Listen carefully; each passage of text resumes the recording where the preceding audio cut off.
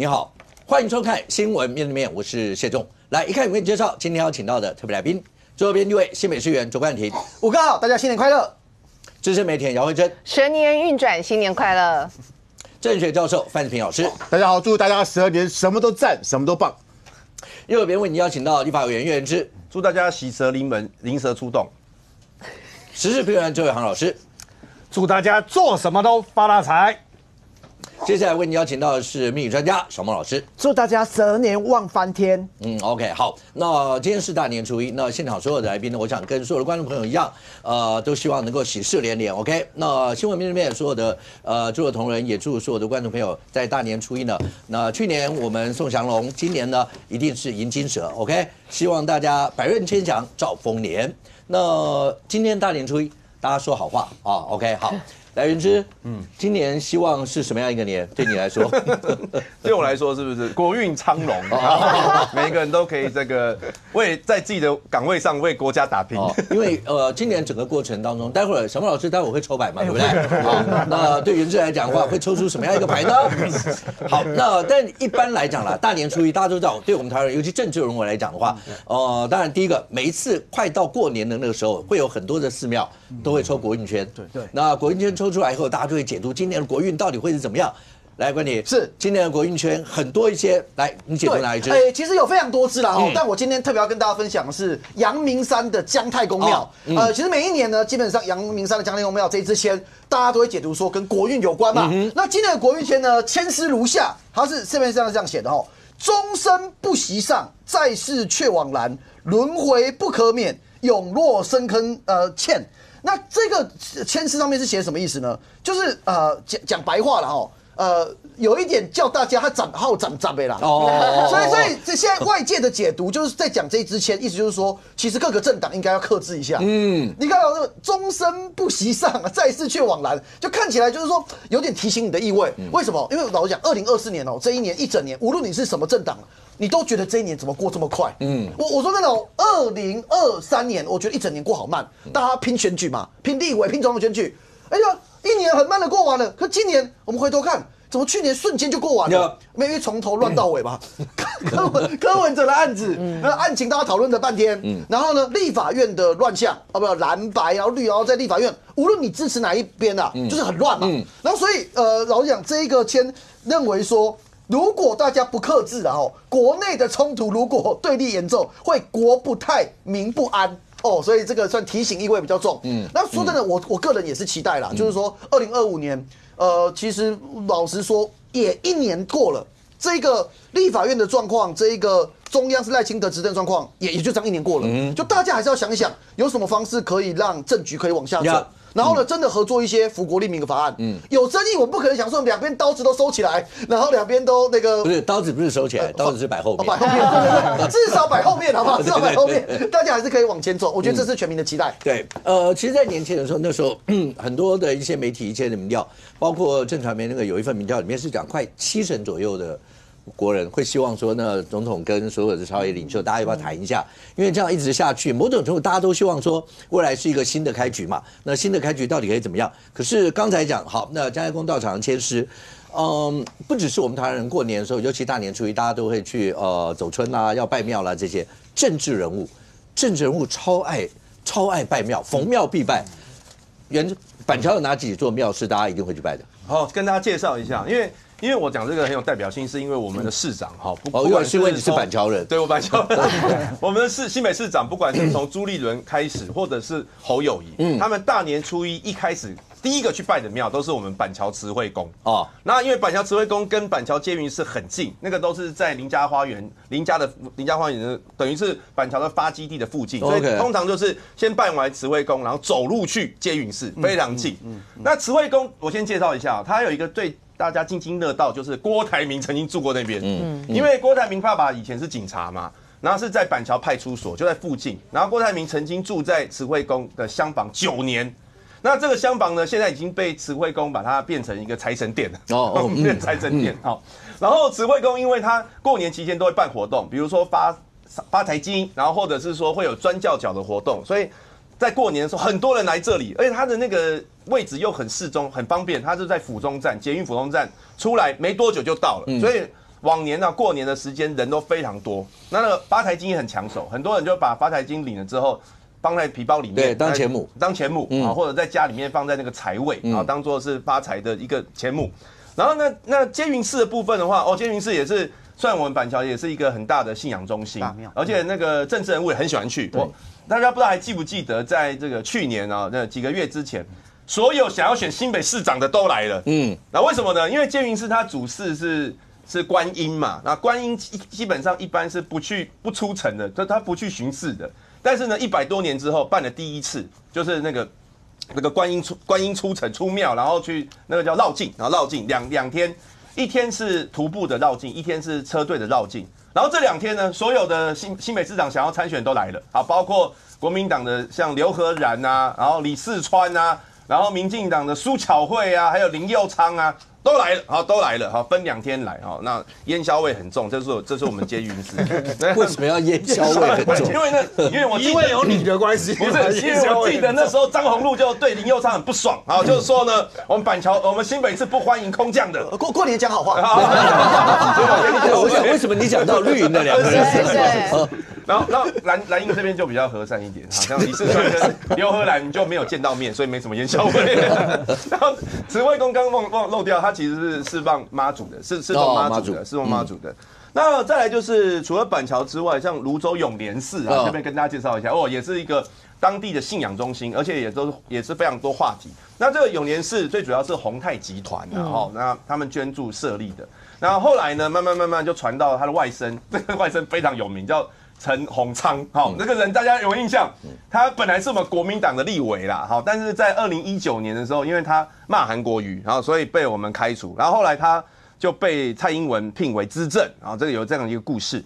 然后最新的跟政治比较有关的故事呢，就是黄国昌跟林淑芬超杠起来的，就起源就是这个庙，但是跟庙本身没什么关系啊，是因为那个黄国昌他要去带着这个，好像当时在帮柯文哲，跟柯文哲好像去拜庙的时候，就是提到了一下，就是一个泸州的一个都市计划，就是要把果菜市场可能是不是要迁到这边，这样一个议题啦，有谈到这个事情，但细节我就不谈了啊。马上这个引起那个林淑芬对黄国昌的炮轰，那为什么呢？因为林淑芬一般也是民进党的哈，他被这个俗称是泸州骂了哈，他在地经营非常厉害，然后在泸州的票都是很稳，然后很高，然后他平常也不太在媒体上面不太发言的，但他一发言呢就是一鸣惊人啊。那一次跟黄国昌也是吵得非常热烈，然后让永年寺啊，这个大家也都知道，他就是一个比较大家一般真人也会去拜的庙，所以欢迎大家那个没事过年的时候都可以来我们新北市走一走啦。其实还有很多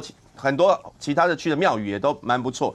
那如果要拜庙的话，我觉得就注意几件事了哈。第一个是这个，我特别有请教民俗专家，他讲说拜庙第一个你不要进去呢要虔诚的心然后不要随便讲粗话讲话都要很斯文然后呢去拜庙之前呢，可以洗个手洗个脸啊，代表心灵的清净然后再来呢，你不能够边走边吃，特别是不能够拿荤食然后拜的话呢，一般来说我们都是从龙门进虎门出嘛大家就是如果是面对庙的话，是从右手边进从左手边出。然后一般的庙一般我们都是它会有一个主殿就是中间那个位置，那个是它主事的神。一开始的时候要怎么顺序怎么办？因为很多庙它都有好几个神嘛。通常呢会要先拜那个天公，天公就是你要对着那个炉，背对着庙那个炉，然后往天公拜，那个是玉皇大帝是最大的。然后进到庙里面，右进左出，然后主殿拜完之后，在右边在左边，然后出来，一般有这样一个顺序。总而言之就是4个字啦，拜庙就是4个字啦，心诚则灵希望大家这个新的一年都可以运气很好了。OK， 那怎么样？对，很有道理。因为你一直看到，我们看元之过年去拜哪几个，能不能逢凶化吉啊？那个我觉得苏郎不苏丁的他分享板桥庙，那我也分享我选区的庙。OK， 因为刚才讲那个元之立委讲到那个板桥的慈惠宫嘛，就是我很有感觉，是因为以前我在念板桥高中的时候，就在他的图书馆念书所以其实那真的香火鼎盛但回来我自己的选区土树山阴，你知道台湾人多爱拜庙我这4个选区就4个区各有一间在过年的时候都会人山人海的庙，土城五股先帝庙，树林济安宫、三峡祖师庙。那莺歌呢？我今天特别跟大家分享莺歌的有2间庙，一间是孙膑庙，一间是碧龙宫。我跟大家分享哦，这间孙膑庙非常特别，它是全台湾第一间拜孙膑为主神的庙。哦，它很特别哦。它一开始是谁拜的？因为我们知道孙膑跟庞涓之争，然后后来孙膑的脚被剁掉了嘛，所以当时孙膑就装了一个木头的义肢，所以它是全台湾或全华人世界产鞋业的。要拜的神，对，所以当时就是很多就是做鞋相关的一些企业家啊，也捐钱出钱出力，就设在莺歌，然后是第一间也是最大间，现在全台湾最大的孙膑庙。我跟大家讲个八卦，我当时在选议员的时候，有高人指点，说我抽号码的时候要来这一间跟孙膑报告啊，我就报告，后来他就给了我一个我当时很喜欢的号码，然后后来也顺利当选，所以。有人讲过孙膑庙除了做鞋子业跟做生意以外，如果你对仕途就想要从政，拜也是非常灵验的。在莺歌每一次到了大年初1、初2、初3，香火都非常鼎盛。第2间庙呢，我特别要跟大家也推荐跟介绍，是我从国小我爷爷带我拜到大，我目前每年大年初1都会去的一间庙，就是莺歌的碧龙宫。就是去年大年初1在碧龙宫上面放烟火，然后我跟那个开庙门，然后在这边拜拜的画面。碧龙宫拜什么？我们大家会觉得很特别，他拜一颗乌龟形状的石头，是全台湾唯一一间叫做龟公庙。中文不好听啊，龟公庙，但其实是八卦祖师，我们莺歌人所有的共同信仰。我们有一句民谣在我们的莺歌地方叫做“三月十六龟公生，莺歌老雷告半暝”，就是他每年的农历3月16号是整个全部就大家都在迎，就是八卦祖师出来。那这个它非常传奇啦它旁边呢包括很多就是一些石头都有那个像乌龟的将军啊等等，但关键的主神是这一颗石头。八卦祖师的后面这边有一颗这个石头，当时就是被发现这个石头在莺歌碧龙宫的这个地点。有人就跟他求说，就是身体不舒服，结果就康复了。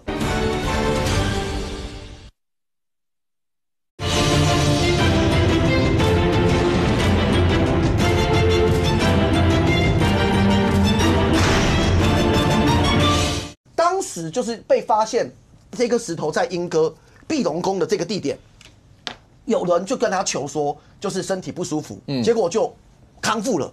后来呢，第2个阶段大家不要学，但真实情形是台湾6合彩很兴盛的时期，所有要赌6合彩的人都来跟这一个八卦祖师来跟他求。那当时也非常灵验，可后来发生一个很瞎的事情，居然这块石头八卦祖师直接被抢走了，他直接被偷走了。结果后来就这样，你不要乱偷神明的东西。这个八卦祖师被偷走之后，后来偷走的据传，后来运势极差，后来家破人亡，后来整个破产。结果这颗石头重新回到这间庙，就是它物归原主，而且被偷走2次，重新就回来。所以不要乱偷，好不好？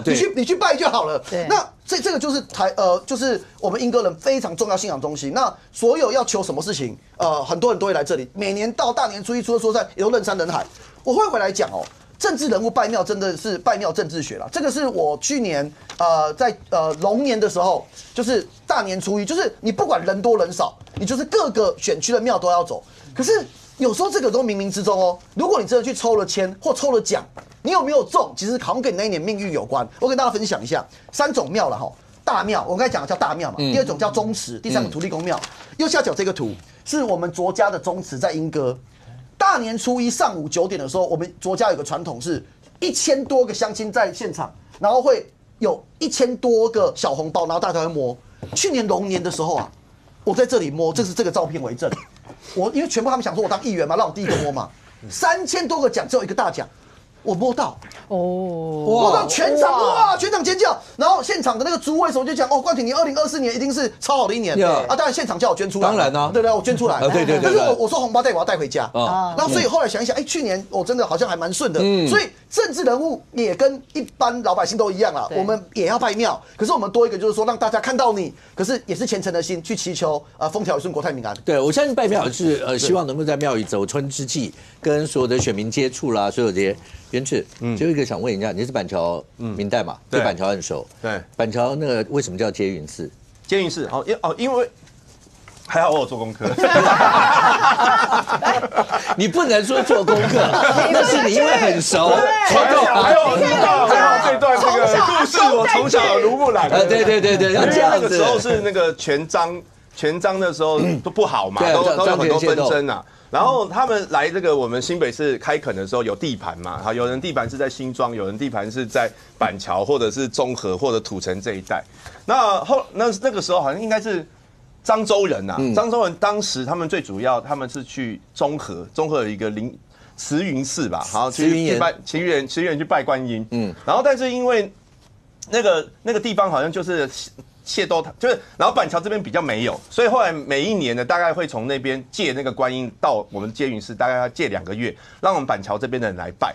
然后后来呢，可能有一段时间，因为中和比较不平静，然后可能那个地方那个庙出现一些问题，所以直接就从那边把观音分灵到这个接云寺这边来，所以是延续的那个慈云岩，所以叫做接云寺这样。对，因为那个过程大家知道，台湾那段时间。有很多都有那个漳泉械斗的一些事，像我们基隆那边也都有很多是这样。那后来慈云岩是很大一个地方的信仰中心，后来因为械斗的过程有被烧这些，然后后来在板桥这个地方，所以就直接接续那个刚刚讲那个香火过来，所以叫做接云寺。好 ，OK， 你是板桥在地的哈，表示你是好不好？就是让你让观众知道你对板桥熟。而且这个跟板桥为什么叫板桥也有关系啊？因为之前就是板桥林家嘛，他有弄了一个护城河，然后旁边也有一个沟。然后呢，那个时候如果要去岸边的话，要摆一个木板，然后这样走过去，所以班球，所以板桥的地名就这样叫出来。哦 ，OK， 好，但赵老师，是有很多庙大家都喜欢拜嘛，对不对？对，尤其大年初一就拜庙。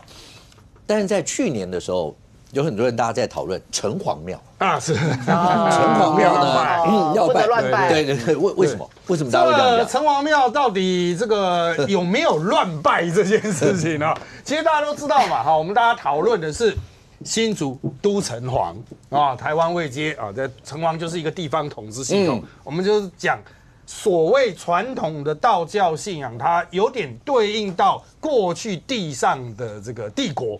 地上有帝国，天上也有一个帝国。城隍就是在地方上承担司法审判，包括法官、检察官、警察等等的能力都合并在城隍庙里面。好，那这个司法检调一体啊，哈，重点在于说，一般人也都可以去拜，不一定是说真的有什么形式啦，什么没有，它就是一个很一般的信仰。然而，的确，新竹都城隍。平常也是新竹人固定会去拜的，也会在那边用餐，所以它外面都是一些非常知名的店家，大家有去新竹玩，几乎都会吃上一些东西啦。这个大家都很习惯，所以千万不要有这种进去会招来不好的事情的想法。但是为什么大家会有说，好像这个庙不能乱拜呢？先有高虹安去拜了之后出来就有罪了啊！再来就是柯文哲好不容易出来拜了之后，隔2天又押回去了。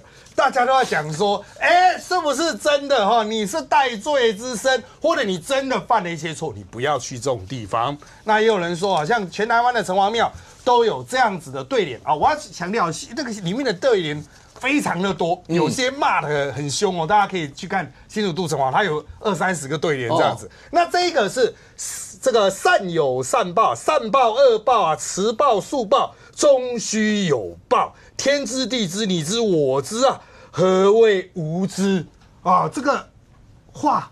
大家似乎有点对到柯文哲的官司，因为柯文哲在抗辩是采无知抗辩我都不知道那个我不知道，那个都金主去处理的。好，那再来是终须有报这个早晚总是会有报应。那当然，我们一般认为司法当然要定谳这个才是最终结果。但大家看到他哇，马上押回去了，你还在城隍庙前面受访，马上押回去了，是不是这个？这个还蛮直接的那当然，大家有这种附会之声所以我个人建议如果有一些司法纠纷的还是可以稍微避免的你去拜财神庙就好那当然了，讲到这个这个拜庙过年政治人物其实庙宇是非常重要的一个活动场地，像刚刚冠霖已经有讲到一些嘛。今天来的所有问叶元之你有在做发财金的业务吗？他没有做我就今年又好好加强的地方。为什么？对，你要讲一下什么叫发财金业务好不好？他讲的意思是说我有没有去帮选民好对。因为有一些庙宇它有附财神呢，它会有发财金的活动，然后他们会做那种发财金的小礼品。做的量因为需要成本关系，做的量是有限的。如果前一年灵验的话，第二年会有比较多的人来讨。好，这个时候就有配额的问题。一般主委都会跟主委比较好的地方民意代表或里长，他会跟你讲说，我会配给你多少个，保证一定有。可是这种东西，你议员交给选民，一定不会有任何就是不会要人家付任何钱嘛，就是大方送嘛，所以到最后一定不够。所以在过往不要讲说是过年了，这个。圣诞节的时候就已经开始下定了，就开始跟主委讲说，我大概要多少个。那这事后又会每一个礼拜都会追加，到最后面主委可能就扛不过来，因为他可能有制作成本的压力，有等等压力。这个时候就是要比议员够不够力啊，所以我都建议特别是在地经营这个比较激战的选区，比如我这一选区选10来个议员那种大选区的，我都建议就是。你干脆年终就跟他下说，我就是要几千个多少个，你就先帮我做好，然后先送到我服务处，就不只是在庙。到了当天，比如大年初一当天，他把东西搬去庙门口发，这个时候就比较不会出意外。当然我要强调，政治人物一定要记得，即便大年初一大家都可以去拜庙，但不要在庙的门里面有政治活动。大家都是在庙的门口外面发财金大概年前可能有发春联年后可能是发红包，这些都要尽量在庙的外面。当然啦，这第一个牵涉到庙方本来希望中立一点，就不要有太浓厚的政治色彩。另外一个也是保持一个基本的敬意啦，就是里面的空间其实已经超级挤。好，这又提到了另外一个政治人物也要做的业务，选民服务。什么呢？过年的时候帮忙瞧这个庙的停车位。我这个也要做。你刚才讲那个是选民服务，对，选民服务，这个也是啊。庙的停车位也是，这个就是很少人知道，就是比较知名那几个庙，过年的时候是不是人山人海？对，他也会开接驳车，接驳车会从停车场就是接驳过去，他们通常会划设一个很大的停车场。好，那个停车场很容易被停满，所以比较厉害的，比如说在有一些县的地方，还有乡镇世代的，他们就会先去协调。我这一区大概都是要给我，大概有7到8个停车位是给我的，到时候我的人会来这边停，他们去拜的比较方便，所以他在年前的时候就会开始跟他的主要的支持者讲，你要来拜的话，先跟我讲，先打到我办公室，我办公室初一就开始营业，你要拜立刻打来，我帮你立刻调一个停车位，你来了阿公阿妈都不用走很远，这是不是一个很重要的选民服务呢？确实是，所以当你看到过年到处都塞得人山人海像那个。指南宫甚至可以塞到下一个乡镇对，像这一种的状况，当然就是要凸显出在地政治人物选民服务的能力。所以虽然政治人物的确很多人过年就真的去过年，但是透过这种服务拉拢人心的政治人物，其实还真的是蛮多的。所以你看，政治人物容易嘛？连大过年的时候，连那个拜庙好，刚讲那个发财金业务，那应该算选民服务的一环了。对，就是帮大家那个来年希望求一个好运啦，类似这些。没想到停车位都要这样。那如果真的讲，小马老师是来帮大家来看一下今年的国运。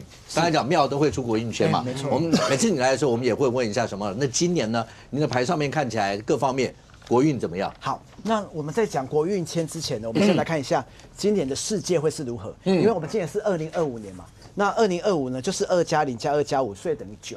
那9的话代表说世界逢9。逢9在我们华人来讲的话，就是逢9必有祸好，或者是逢9必有灾。好，但是呢，在我们来看，就是可能世界各地天灾好人祸比较多一点，但是经济还是会往长的，还是往好的方向走。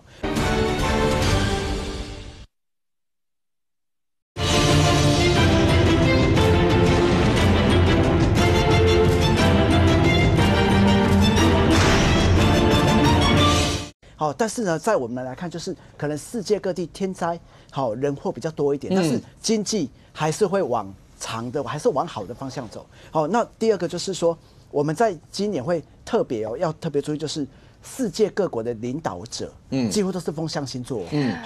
为什么？因为川普双子座，他属狗，然后中国习近平，他双子座属蛇，属蛇今年犯太岁，所以今年他不能乱做决定了。好，然后再来我们来看他天天在做决定，所以今年做的决定，可能会比较容易判断错误。好，那再来我们来看俄罗斯的总统普丁，他是属龙，天秤座，也是风象星座。好，那日本的总理石破茂，他属鸡，水瓶座也是风象哦。德国总理肖斯也是风象哦，属狗，双子座。那乌克兰的总统属马，也是水瓶座。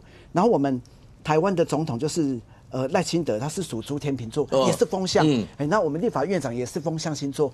还有那个就是 NVIDIA 的那一位，他也是风象，是。所以看全部很重要的角色都是风象星座。好，那我们今年要特别看到，就是因为美国总统川普是属狗嘛，那又是风象的狗，简称疯狗。好，所以他今年有没有风象的狗啊？所以他今年会比较容易会熬北不一样哈。那属蛇的人要特别注意哦，因为蛇它会随时会出动。然后我们总统是属猪，那猪是比较接地气，所以我觉得啦，我研判就是赖清德总统今年他不会做太重大的。好，对于两岸关系或者是中美台关系都还是很稳定的，但是要特别注意，就是狗在今年会对蛇会一直不断的去做一些威吓，但是狗也会怕蛇，是因为蛇会一出来它就会咬人。好，那我们回头过来看台湾今年的国运会如何？那今年就是114年，所以1+1+4等于6，6在塔罗牌对应来看就是 Lover。对，所以代表是说，是恋人牌，恋人牌是好的牌哦，所以今年国运有90分。好，那为什么会这么说？就是第一个，因为木星呢，在今年上半年会进入到双子座，下半年会进入到巨蟹座，所以台湾的整个经济还是会往上的。好，因为我们看到这个恋人牌有2个人，上面还有一个天使，这个天使就是川普。好，那为什么？因为他不希望说，我们2个就是台湾跟中国会不好。他还是会维持这个和平的现象，所以很多人在做投资的都会来问说，到底今年要不要去做股票的投资？我们来看，就是今年上半年股票会比较剧烈震动，因为刚我们有说嘛，川普他就是风象的狗嘛，对，所以他可能会讲了一些比较剧烈的话，会让股市突然之间下去很多，可是又突然间又往上拉。好，所以台股呢，在我们来看呢，2023、2024涨很多，但是2025就是这样子，上上下下涨没那么多了。对，就是还是会长期还是往上涨的。第3个是我们的领导人是天秤座，那天秤座的话，木星进入到事业宫还有财帛宫，所以今年台湾各行各业还是不错。是就是没有看到说很像景气会有衰退的状况。第4个木星进入到巨蟹座，尤其是6月过后，那巨蟹代表是家。所以也代表是说房市大家都说，那个限贷令会不会影响到整个房地产会腰斩，或者是说会不好？其实下半年的买盘，刚性买盘会慢慢出现。就是如果说有在投资的人，营建股还算可以。在下半年，你现在在讲国运，还是你在讲慧珍？那个财经要讲的东西。那我待会来讲国运。没错，我们是综合讲。是。所以房市看起来的话，其实应该还好。是还好。就整个来看。对因为木星也代表是通膨，所以说代表是说通膨持续被放大。因此就是整个房地产我不觉得说会整个会往下，到底什么时候会往下？就是除非台湾像中国一样，外资全部都撤离，或者是说整个台湾内部的企业往外走，然后很多人他是缴房贷，结果被就是各行各业开始裁员，我付不出房贷才会腰斩。好，那再来就是很多人问说会不会战争？不会战争，因为川普呢，因为他就是上面这个天使，他希望我们跟中共还是好的，所以他不会说在他任内就是有战争的发现，但是。特别要注意就是川普对两岸政策他不明确，所以也会让就是中间，尤其是执政党中间的选民会比较不高兴，因为可能川普会讲一些比较刺激的言语，所以这一点就是执政党可能要稍微要留意一下。好，那第6个就是内需消费力会比较停滞，因为木星代表是一种通膨的一个状态，所以通膨还会再持续上升所以如果说我在做那个高消费的商家，他可能会感觉说，大家现在点东西都比较保守一点，所以就是会看到比较多的一些像老店倒闭的状况。那第7个就是6月木星会移入巨蟹座跟牡羊座相冲，所以台湾美元的汇率变动会很大所以我在做这个外汇投资的一定要特别格外的留意美元的变动。再来就是第8个就是政治恶斗更明显。好，现在大家都会说，哎呦，就是感觉国会也比较乱，还没有到更乱的时刻，还会更乱。对，就是说在接下来就是会不会有大罢免？以这个来看的话，就是以我看，我是帮月圆之问的，会不会有大罢免？以我来看是说，只要有人要推动认真推动，会推动成功。是，但是会不会罢成？就是以这个现象来看，台湾还是稳定的啦。很像没有看到说整个很大的这个人物会变化，但是小人物，对，我们待会可以来看。小人物，你这样讲。对，但是还有最后2点，那很重要。对，第9个就是说，到底什么可以投资？因为我们根据这个星盘跟那个牌我们推估出来，就是说，因为受到木星跟土星的影响，所以比较可以投资的是像黄金、白银。对，就是它可以抗通膨，还有指数型的台股基金，还有美股的 ETF， 因为接下来整个因为川普的关系，所以整个市场会回归到美国。还有2025都是风象年，所以如果是风象星座，你会感觉2025你的运势超旺。那风象代表是 AI 要跟风。还有就是低轨卫星，就是天空飞的，还有光学类股，还有如果有在投资虚拟货币的人，就是长期它是涨的，但是它的波动会比较剧烈。老师建议是说，如果有它有涨，你就先出来。把你获利再放进去，就是做波动就好。那营建股可以来触底反弹第10个一定要特别注意，因为10月过后5颗行星会逆行，木星、天王星、海王星、土星、冥王星，所以大家在投资要非常的小心，尤其是2026年就是我们的马年，然后明年的马年就是火马年，所以每年只要是马年台股都会震动很大，所以有在做投资的人，我建议说10月要开始保守一点。如果你有获利的话，对，如果说你是做指数型的，就是不是领配息的，你还可以放着。但是如果说是做配息的，可能要稍微要领出来一点。为什么？因为到时候如果说波动很剧烈的话，虽然你有配到息的，但是你的本金是一直往下跌。所以这个要特别的格外的小心留意。OK， 好，小马老师是从星象各方面来分析这些，但或者。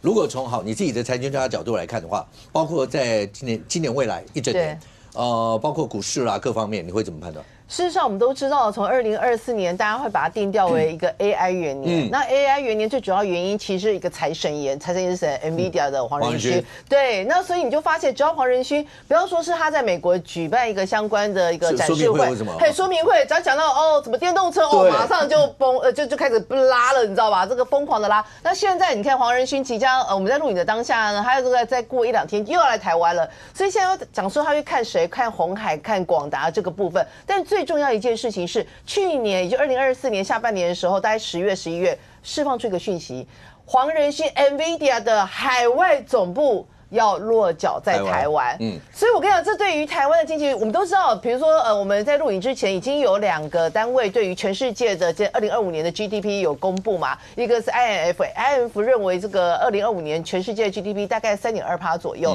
但是联合国所估出来的更为保守，对2.9%，那它就会代表的就是说，大家会认为2025年，包括川普刚刚提到的这么多风象星座的总统上来，会对于全世界的一个政治跟经济的不确定性投下一个很大的变数，所以大家会认为在整个 GDP 来讲，会比2024年还要来的差一点、弱一点，因为风险高了一些。不过因为这个 AI 的一个浪潮起来，那因为黄仁勋也确定就是说这个海外总部会落脚在台湾，我认为对于台股这个部分是有一个比较大的一个激励作用。所以呢，如果以整年台股现在已经目前有一些研究机构认为说高点的话是看到28000点是有机会的。28000。对，那其实那是高点，因为28000是2024年也有人讲过啊。所以每年，不过确实啦，今年在一开年的时候，那个1月份涨了好几波都是什么300点、500点这样挺上去的。那当然。但是在这种情况之下，我们现在讲就是说，大家包括什么双北啊，还有高雄，极力的抢亲啊，就是要把这个海外总部给抢过来。那其实呢，在这个部分，我们就提到，当 NVIDIA 确定落脚在台湾这个部分，对我们台湾股市是有益处。第二件事情，对于台股也有益处，就是台积电。我们都知道台积电，我觉得这个真的是人家就是说，大象会跳舞，这个跳舞，这个的大象已经不是跳舞了，根本是飞翔。去年台积电的营收竟然有办法年增3成多。然后呢来到2.89兆的样子，就是这是什么样的数字？那你觉得很惊人了，对不对？没有，今年会一样持续维持的在2-3成的成长力道，主要原因就是它的2奈米厂这个高雄厂这个部分，还有就是去年已经投产的竹山厂这个部分，产能都会陆续的增加。而因为 AI 的浪潮，包括你的电动车，包括你的机器人，包括这一些全自驾这个部分的，所以它的这个关于台积电的这个晶片的需求 ，AI 晶片的需求真的是这个倍数成长。像是这个2奈米这个产能已经被苹果全部都包了，那你更何况其他？所以整个 AI 的一个概念股啊，机器人概念股啊，像我们知道NVIDIA 那时候在举办台湾的一个说明会的时候，只不过所罗门呐，它后面一个扛棒而已。涨翻了，你知道吗？这样的涨势今年其实也是可预期的，因为所罗门它主要是做那个视觉的这个部分，还有那个盒装的部分是做它的机械手臂这个部分也是，所以他们可以说都是一个机械概念股的概念。那这个机械概念股这个部分，在今年也一样是抢搭了这一个NVIDIA 的一个浪潮。那再下来我们刚刚提到还有什么呢？就是当你的 AI 运算力等于国力的一个情况之下的话，大家就会知道矽光子CPU 这个部分的族群概念。如果大家有这个有去投资在这一块的话，去年下半年可以说是急起直追可以说是 double 的一个成长。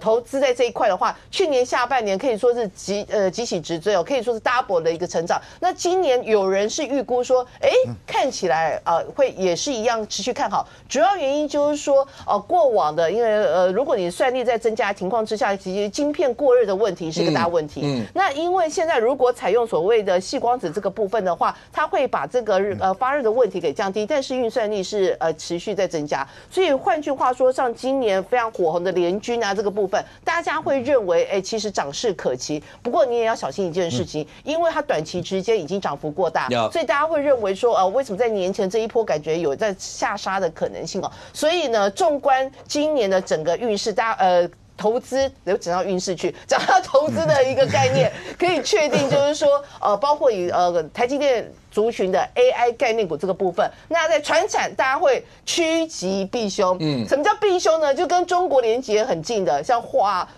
什么重工还有这个化工这一些过往就是比较投资在中国这个部分，可能都要尽量的避免。那趋吉的部分是什么呢？不要忘记，你要知道这个晶片生产出来要运到美国去。所以要靠什么运？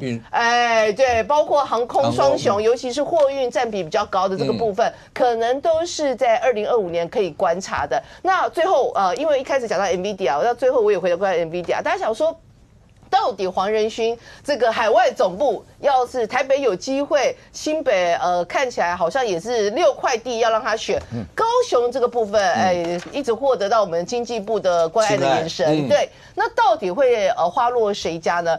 就我侧面得知，其实黄仁勋是希望落脚在台北，但台北的问题就是在于，就是说你没有那么大的腹地，对，那当然经济部就是非常积极的想要把它弄到高雄去，那高雄的问题在哪里呢？其实就跟我们的飞机国际航线有关，因为如果说你这个国际航线，比如说从美国线哪边线过来，海外总部势必它会有很多的NVIDIA， 它在不同的国家的据点的高层都会来。如果你的一个所谓的这个飞机的据点国外航线不够的情况之下，会形成它从美国来还要先到台北，台北再坐高铁，这对他们来讲会是个负担。所以有没有可能连这个最后的一个所谓的负面阻塞的关卡都打通？我觉得就有赖经济部这个部分的一个努力。但慧珍，对，农历年前美国突然宣布的那个晶片限制令，对，你看那个 NVIDIA 回答黄仁勋他们跳脚成那个样。那个对于未来这一整年，你刚刚讲的这些族群会不会有什么影响？我觉得会有一个影响性，主要是这样子。我们都知道，它现在是它这个禁令把它分成3级，所以分成3级就把全世界120个国家，然后区分成 A 级、B 级、C 级。所谓的 A 级就是跟我们美国友好的，就是你包括你的晶片、你的销售或你的生产这个部分，你在你自己的国家生产这个没有问题，使用也没有问题。那销售你只要避开C 级的国家，就是说像中国啊、以色列啊、叙利亚这些国家，你都避开的话，那原则上是没有任何问题。那所谓的第2级的国家，你要知道A 级的国家总共有18个，什么日本、韩国啊、台湾、荷兰啊，这些全部都是。所以呢，我们已经在这个部分，起码在经济上，我们跟美国的紧密连接，这个在2025，即便是川普上台，一样维持这个关系。那第2级的部分，其实就中东这个部分。那中东的部分，他们就是说其实东南亚、中东这个可能会对我们有点，尤其是台积电都没有问题啊，它产多少卖多少，但联电这一种就是说你可能是比较没有比较成熟制程的这个部分的，或者是说你可能有一点没有那么先进，但是可能是7奈米、10奈米这个部分，你可能要去销售这个部分，可能就会受到一点点影响。那至于在中国的部分，你知道中国向来都这样，我们都知道我们跟中国很多的晶片是不能卖到中国去，可是它会在新加坡设立公司，它会在东南亚设立公司，就绕一圈。那这个部分，我觉得因为这个拜登的这个禁令一出来之后，可能这个部分就会门越来越窄。可是不要忘记，拜登已经是过去式，未来式是谁？是川普。那所以川普的一个新的到底上来之后会有什么样的政策？大家会认为说他的第一个政策会宣布就是大力的去探勘、去炼油，因为他们就觉得过去这一段时间过度发展在电动车这个部分，事实上是影响到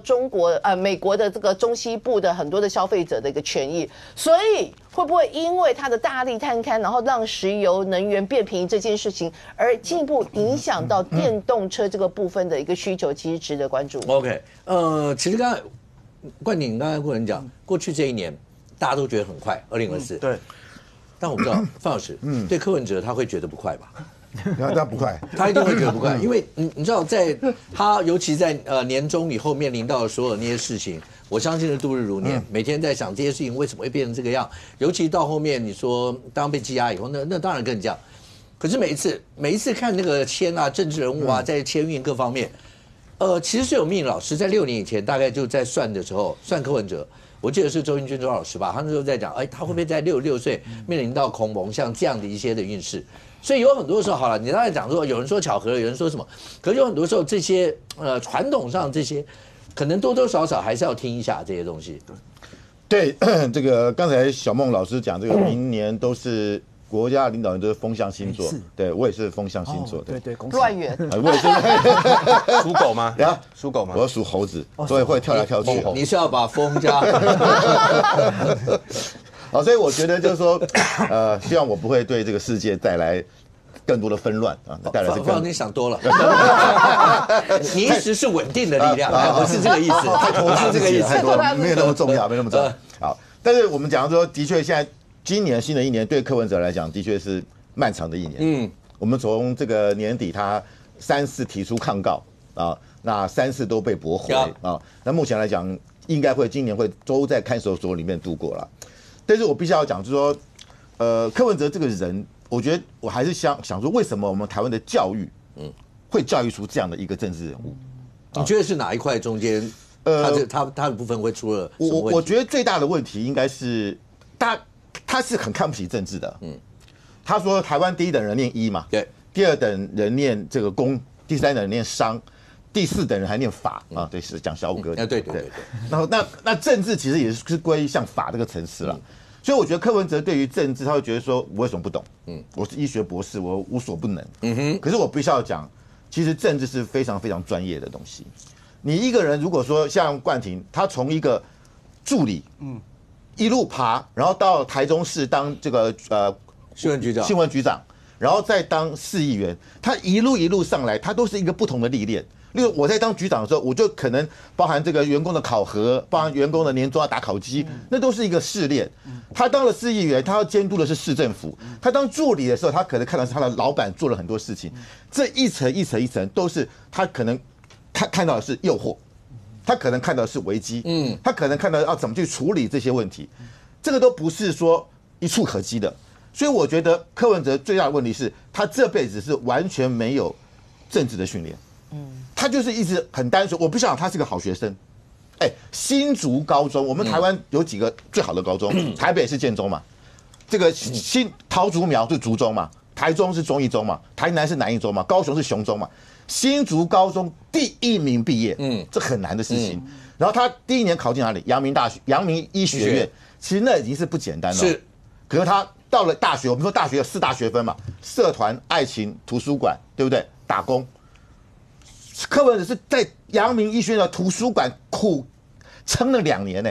你想想看，每年12月那个圣诞 party， 大家都各个学校联谊，大家都想跟阳明医学院的医生联谊啊，学生联谊啊，联谊之后都当医生娘啦。他在图书馆苦读，他一定要考上台大医学院不可。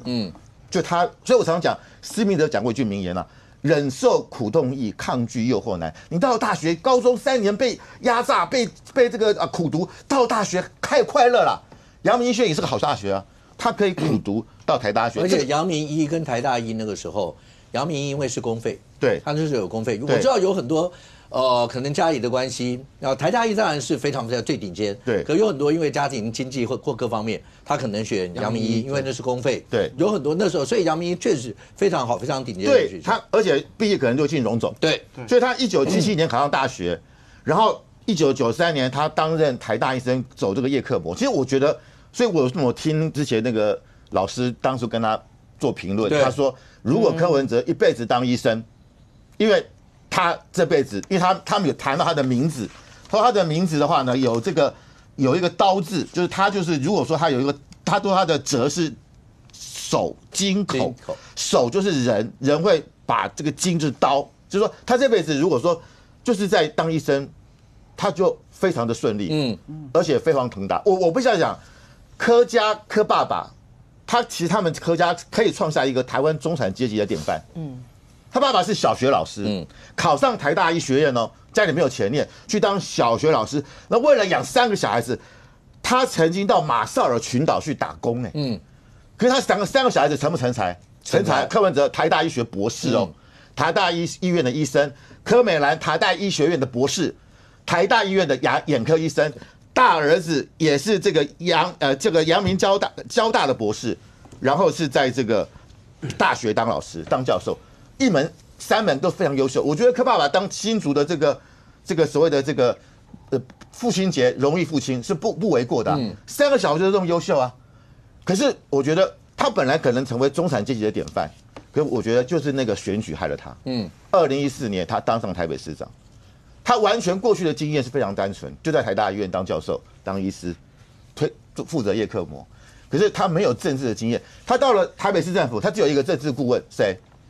蔡壁如也没搞过政治啊，所以临老入花丛，到了台大去，还到了台北市政府，哇，管这么多人，他可能连台北市是怎么组织都搞不清楚，所以他第1任我必须要讲，他还守得住，可是到第2任，他整个态度完全改变了。范老师，他那应该是出现在，如果你讲说是1任到2任。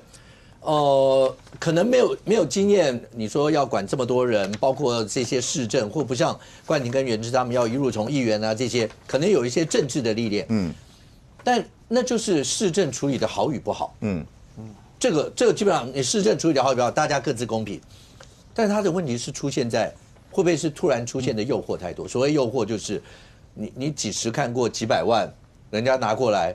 然后我踩个飞轮看到那几百万进来的那个时候，大概很难想。我想有很多人也没看，我们也是透过很多的案例才发现，一个皮箱能够装的大概是多少钱。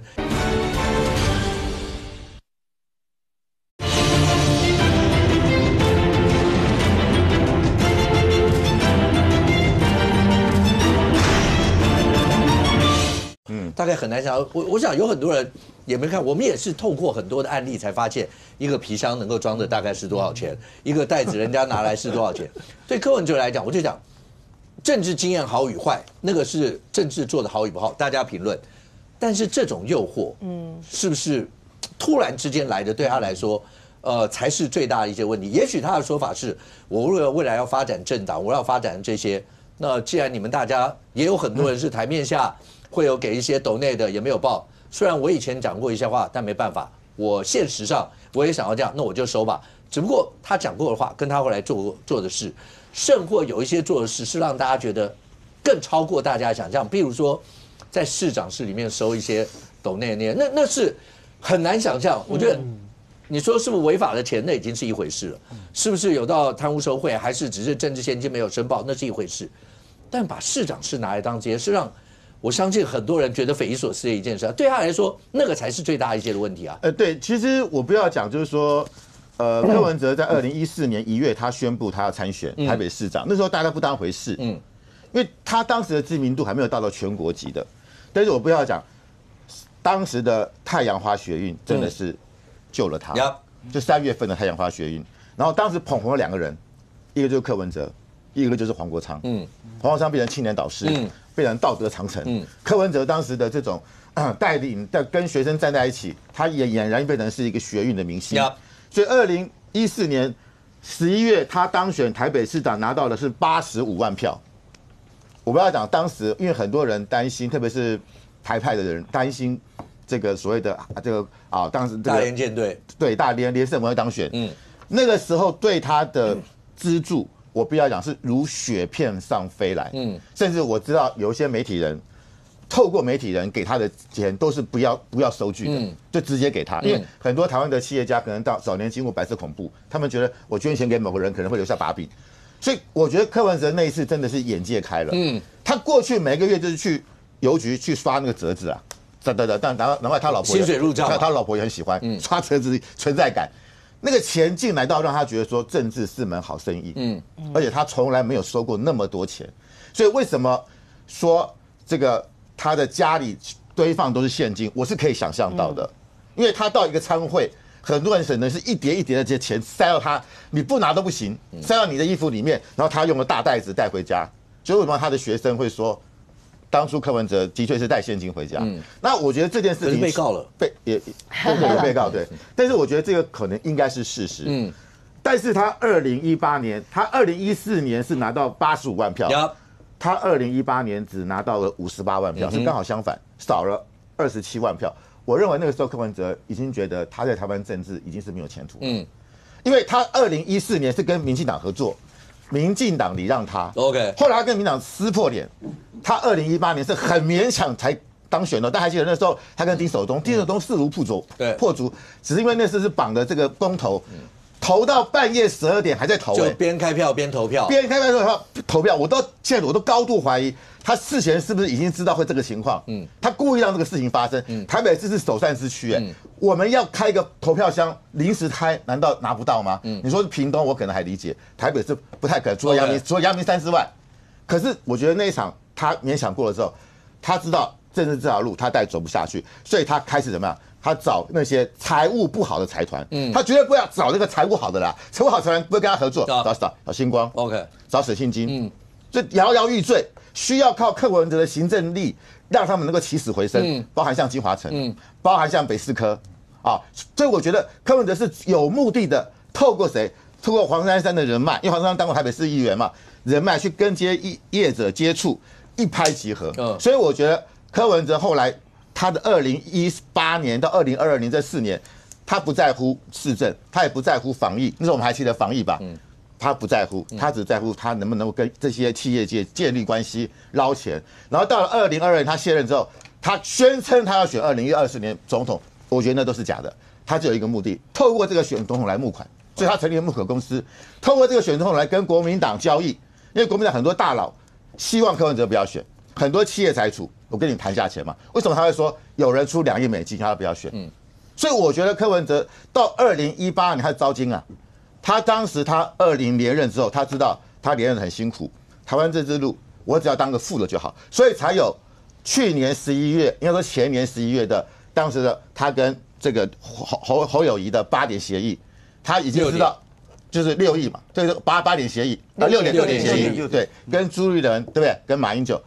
他就认为说我要当副的，我当副的，我掌握了司法。他说我要法务部长，他就可以安心的下庄。范老师，你从头到尾有没有讲到周奕君老师的那个？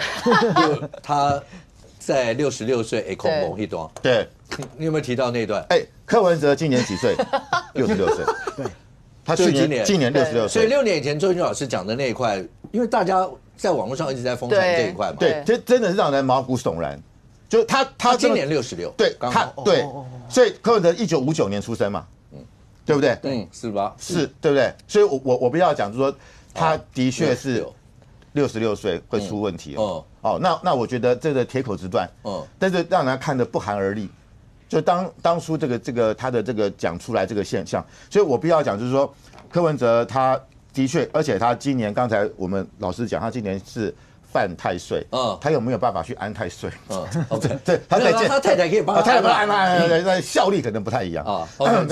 那这个情况，可能他今年真的有可能在牢狱之灾，对他会造成非常大的影响。为什么？是因为我觉得可能因为我跑的财团比较多。所以事实上，很多财团老板后来在聊起柯文哲这个人，他们就会觉得说，伊就是一个不看给钱的啦，所以他一下子看到钱，那个懵了。那其实正派的财团大概知道你是这种性格的人，人家也不会，因为也怕说以前有财团要干嘛，然后那个高层很配合，就后来就出事，两个都出事，对。那我觉得会去跟他用翁金恭喜在对翁金嘎给的。这样翁金嘎给的其实都是那一种有拐瓜裂枣、有一些问题的红看体，但是其实我觉得这也是给一个所有政治人物的一个警讯，不要觉得说好像你的权力很大，大家有求于你，事实上看在财团的眼里。就是你是什么样的那个都有一个价钱在，所以为什么我说那个周老师他讲那句话的时候，好像是在2018年，好像他选前嘛，对，就在选前还选后的时候，我觉得应该也是在那个过程里面，大家有发现柯文哲已经跟以前穿高腰裤、什么抓头一个餐只吃75块的人已经不一样了。OK， 好，那接下来就是大家会最关心的，包括。国内各政党，那各政党在未来这一年的运势到底会是怎么样？虽然今年看起来，表面看起来我们今年没有选举年，但是似乎选举罢免之间那个互动的味道到底会怎么样？好，包括国内的一些主要政治人物，那大家在今年的运势怎么样？或是对，冠廷明年要连任嘛？要选连任，是。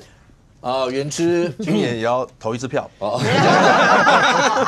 你怎么知道你一定要投这一次票？对啊，我觉得以民进党的实力，应该是要投一次票。OK， 好，那待会大家来抽牌看看今年的一些运势。但小马老师是来今年国内的主要政党，然后包括主要政治人物运势大概怎么样？好，那我们先来帮3个政党来抽一下。对第一个你就帮那个国民党。国民党是。好，然后我们就是请那个冠廷要哪一张？是不是？好，那小哥，我右边过来的第3张，第3张是1、2、3，好，谢谢。对，好，然后第3势力，对，第3施爱丽啊，好，这一张，对，第3势力，好，对，那小孟老师，请问一下。那民主党今天没有代表在，有人可以帮他抽吗？有，还是你会抽还是怎么样？好，那我来帮他抽一张。真的，那小孟老师帮民主党抽到，那都算在小孟老师，大家都不愿意啊。好，对，那我们来帮国民党抽。好，那这张牌是那个前 B2的逆位。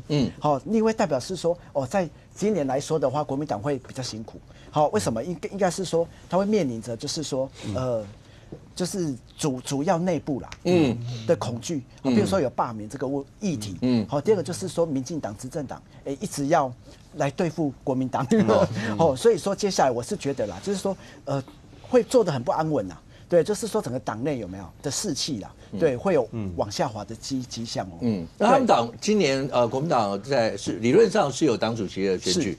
这个党主席选举对国民党内部来讲的话，是会更促进他们的团结，还是有可能会产生一些所谓的分裂危机？以这个来看的话，是说会团结。对，因为如果说这个时候分裂的话，反而就是那个分裂的人会被攻击。OK，那我们来看这个海外有没有？对，这个海外代表是说，很多人投给这个国民党，并不是因为国民党做得好，而是因为避险。好，就是大家会怕说，比如说一些战争啊，或者是一些战争危机，但是好在是说都不会发生。那以这个来看，就是说，这个红帽子有没有代表是说要常常被扣红帽子，就是对，而且今年会被扣的，会被扣的更多4个人，对，他是自己带的，不是别人扣的，对，没有错。而且这个牌有看到说坐高位的那2位有没有？看这个牌可以形容啊。对，就是立法院的，就是院长跟副院长，哎，是，所以说在今年呢，他会做的很掰咖，有人跟脚会软脚。你为什么不讲说这个红帽子因为是逆的，所以它很快就掉了？哦，没有，因为这个红帽子要配合这个海，海就是船，船就是说对岸，好，代表是说可能是我们台湾的人民会认为说这个红帽子就是跟海外有关。对，是。那我们来看，就是这个是帮那个民进党是年抽的。这张牌是圣杯5啦的正位，也代表是说，就是民进党在今年可能要推一些法案或者是说要进行一些，就是要更要伸张他们的想法。在今年会比较辛苦一点。这需要讲吗？从去年到今年，大罢免。对啊，而且立法院的结构不就是这个样吗？对，没有错。而且你要特别注意，就是这个很多杯子嘛，就是来自于说敌对的阵营他们可能会结合起来。是，就蓝白合，对，会结合起来。而且这个有个海，有没有？海代表是说也是海外。对，代表说海外跟我们的这个台湾本土的，就是立法院的人，可能会里应外合一点。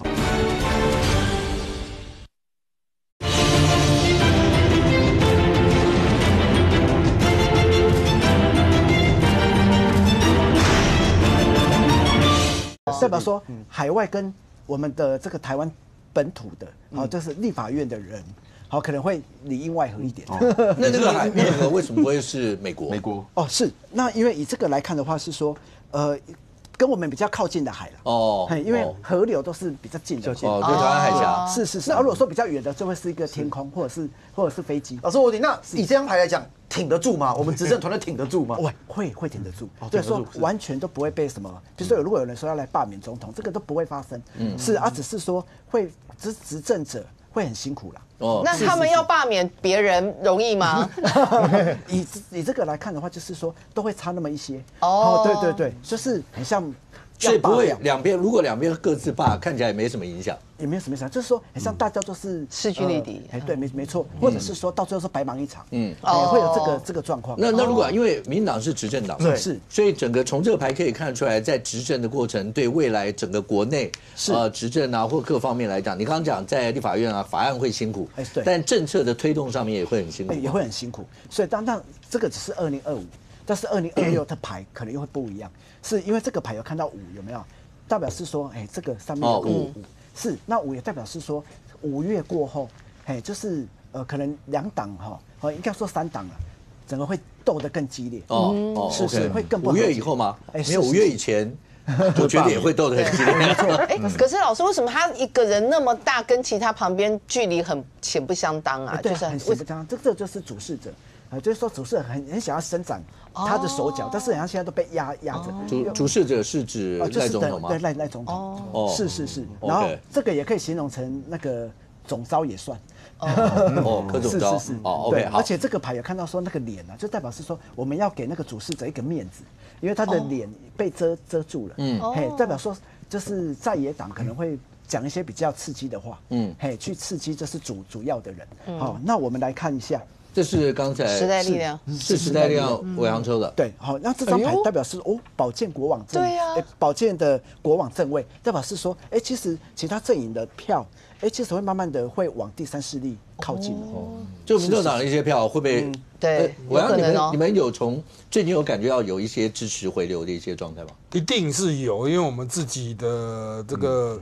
政治现金的部分，我们年底是蛮好的真的。对，而且是比过去的4年都要来得好。对，是所以说你是时代力量。对，所以这个党现在还在嘛？对，我们还有老师破裂过好话，议员不是因为我们对那个政治比较没那么熟悉了。是但是以这个牌来看的话，是说，在2025有没有这个时代力量突然之间会整个异军突起？我是觉得2026整个以我看这个牌有没有，你们很像是抽的最好。我刚笑比较大声，没有不敬的。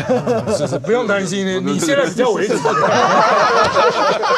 对，没有不敬的意思。因为在我来看是说，你们会吸到一些票。OK，那我们来帮这个民众党。民众党是说有个老人提着灯，这个是赢者牌的正位。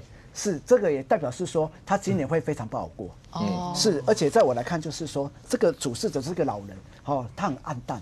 他很孤独，他这是一个孤独的老人。但是，他的主事者现在要算是黄国昌吗？嗯，因为黄国昌在年前的时候宣布他要选党主席嘛，对那现在代理主席是黄国昌，对，因为柯文哲已经卸任，是，所以这个老人到底指的是这个是柯文哲还是指黄国昌？他的主事者现在算谁？是这个算柯文哲，因为这个是篡党元老，就是说。就是最老的那个人，是因为我是觉得他孤立无援，虽然外面有人在声援他，就是帮他做一些事情，但是我是觉得他很像在提着这个灯，他在找寻一些方向，他迷路了，风中残烛了，风中残烛，就是他很脆弱。所以我是觉得他，而且这个牌是站在冰天雪地之中，在悬崖边，所以他内心是。您看这个是说以柯文哲是主事者的角度，他是这样，那整个民众党的发展是整个民众党的发展，就是他还是不会瓦解，反而是大家凝聚一股力量，就像个灯一样，就是反正，就是执政党不管做好做不好，他都有事，或者是说今天不论柯文哲有没有被关，是他们都可以操作成。他就是一个悲剧英雄OK， 是，所以因为我看是说，他今年啊，民众党并不会瓦解，那在2026如果要瓦解，这张牌就是还可以再维持3年。是，还有差不多啊，就是那个政治前景用完了就政党补助过到0。不过我觉得小孟老师讲的，我出来补充一下，因为可能政治实务面，你看这次民众党的这个定勾机啊，连什么许国泰啦，连什么林正杰啦，什么金介寿都是老人，而且他们就被认为甚至是统派的，就他的色彩已经整个都乱掉了，反而是时代力量，我觉得他一路走来始终维持他们的对，就是包含黄国昌也是时代力量创党人，就他跑掉去加入民众党，这种我觉得对台湾民众来讲，我觉得你在政治上的忠诚度不够，反而时代力量他一直很坚持他的理念，所以为什么伟航讲说他们在年底的时候反而经济有增加？那我觉得刚才那个国民党那一张，麻烦老师再拿出来看一下，我觉得它其实凸显就是国民党这个内部的纷乱。刚才那个老师是说立法院院长跟副院长，我认为还有就是。立法院院长跟党中央主席就朱立伦跟这个韩国瑜，还有朱立伦跟傅昆萁，他们彼此的路线是不一样的。那朱立伦为了要选这个党主席，他只能隐忍傅昆萁，而傅昆萁所带来的反而是这次的罢免案。所以我觉得他们现在是3头马车，其实这蛮凸显，而且傅昆萁跟对岸的关系，对不对？他跟中国的关系，特别在我觉得你讲塔罗牌比平常更好。竞争者出现，他跟中国的关系，他包含他这个去年4月到中国去回来，就推动3个法案的扩法嘛。我们看到这个所谓财划法、选罢法，还有这个所谓的限速法。然后他去年12月去了香港回来，又在推动有关于中配相关的法案。所以我觉得这个红帽子。可能是国民党必须要特别注意。红帽子就是你刚刚戴的啊。然后这个限速法、选罢法、财划法、民调都是支持的。民进党要思考是说，如果这场大罢免已经不可避免的话，那未来要怎么样让？因为你终究你是执政者，你当家不能闹事。那你怎么样跟罢免这件事情能够做一个清楚的一个？因为我觉得现在民进党内部也分成2派，一派是主战，一派是说。不要那么积极，我觉得这也是面临的一个。我以为这种庙里面有当地跟豆桃，塔罗牌也会有。我觉得我跟小茂老师可以合作了。对，那小茂，这是主要政治人物的一些今年的运势吗？对，今年的运势。那首先我们先来看赖清德。好，那我们的总统赖清德哈，因为今年是蛇年，那蛇呢，就是它可以攀爬到这个赖这个木有没有？它可以爬上去，然后清有肉。这是月就是肉，所以它蛇有肉可以吃，德这个心也是肉，所以今年来看赖清德它还是可以有它的地位发挥，但是要特别注意，因为在今年冥王星进入它的机会宫，所以代表是说在今年它的机会运比较偏弱，那要特别注意土星进入到合作的宫位，所以今年的这个合作宫也不是那么好 ，OK，所以是说政党要协商，我觉得机会蛮难的，那再加上说像川普啦。他的个人特色很强，还有这是中共的关系。我觉得中共今年还会进逼台湾，就是有一点武吓，所以今年我觉得我们的总统可能会稍微比较低调一点。好，所以那老师建议他要多做一些比较跟潮流有关的行程 ，OK，或者是更接地气。好，我是觉得他在2027或许他的那个运势才会更上来。来，老师，因为时间的关系，你帮我挑像赖总统，好，然后在野党像朱立伦，对朱立伦，然后那个卢秀燕市长，好，然后像黄国昌，因为他是民众党的党主席，帮我这几位帮我介绍一下。好，那朱立伦的话来看的话，因为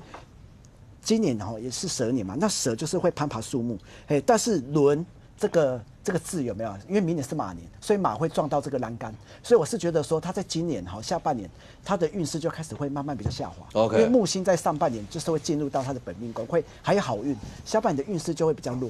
好，所以我看到说他自己要去争取他自己在国民党里面的地位，是要不然他是党主席了，他还要争取他的地位，就是说连任或者是其他的一些还有一些要角，甚至他如果要出来参选，有没有？对，就是如果在马年我是觉得他很像机会也比较低，对，所以在今年他一定要为自己再多争取一些舞台。好，那卢市长呢？是好，那卢市长要特别注意因为我是觉得他今年蛇年的话不会有什么发挥，因为蛇是怕火，因为它下面有火。好，但是2027或2028他的运势超旺。哇！我是觉得他真的可以跟赖清德就是总统来 PK 为什么？因为2028就是羊年，因为1月选嘛，还没有过那个农历年，所以还是属于火羊年。那火又配合下面这个焰这个火，火相旺，然后这个秀有一个稻，它算是稻子，所以羊有草可以吃，所以它在羊年的话运势超旺。那木星刚好又在2027的7月又进入到这个处女座，也是吉星。是，所以我觉得如果国民党派卢秀燕出来，对，就是对这个赖清德，我是觉得还蛮可以去一搏，又加上卢秀燕的脸是羊脸，好羊的脸。什么叫羊脸？就是比较像羊，刚好2027、2028刚好是羊脸。请问一下范老师，那个叫什么脸？这个是算是猴脸。对，真的。我呢？这个会有点像蛇。对，因为他的脸比较小，他这个脸型还是有像的。OK。然后所以说像我们赖清德总统，他就是龙年出来选的嘛，因为他的脸就是有龙脸，是，所以你要说你在什么脸，然后特定到什么样的脸型，很像会对他是有相帮助的。OK。是好，那黄国昌呢？黄国昌他的脸他算是有点像，他也是猴子的脸。是猴脸，对，那猴脸的脸，就是说他的五官有没有？他的脸呢稍微比较圆一点点，然后鼻子会比较挺，是。那不管他有没有整形但是我是整个来看有没有黄国昌的运势，他在2025运势不错坦白说，因为他有5个口，还有黄国昌这3个字，然后蛇就可以钻到这个不同的这个洞穴，它可以钻来钻去，然后木星呢，在2026进入他的本命宫木星就是吉星，所以他今年还可以发挥，因为他可以专去国民党、民进党，他可以知道每个破口在哪里。那如果黄国昌他没有当这个政治人物的话，因为他木星进入他的表演宫，他可以去演戏，他可以得到今年他就可以得到那个金马奖最佳的影帝，还有奥斯卡最佳的那个影帝奖都是他。那如果说他如果走政治人物的话，有没有2027？因为刚好那一年是羊年，所以羊牛这个黄有个田会长出草，有草吃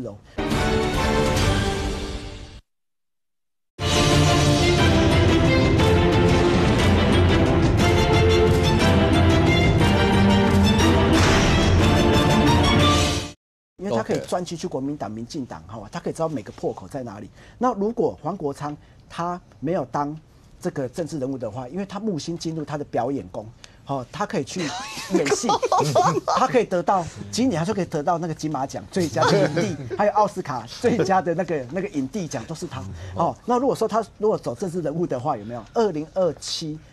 因为刚好那一年是羊年，所以羊牛这个黄有个田会长出草，有草吃所以我是觉得黄国昌并不会就因此他就倒掉是他还可以凭借的一些势力。那请问一下，对柯文哲主席来讲，是他今年，因为今年显然在诉讼上或各方面，他会怎么样？好，对，以这个来看的话，柯文哲这个哲有没有？如果他走政治的话，因为手就是被人家打，然后哲就是斧头，就是很像都会有人想要斩他。但是今年他的运势比较弱，因为属猪，你看我们的总统也是属猪，副总统也是属猪，所以今年猪好像也是犯太岁，对有偏冲，是，所以他今年他要能够过也不容易。但是我有看到说他的海外宫位有3颗行星逆行，就是以星象来讲，这是什么意思？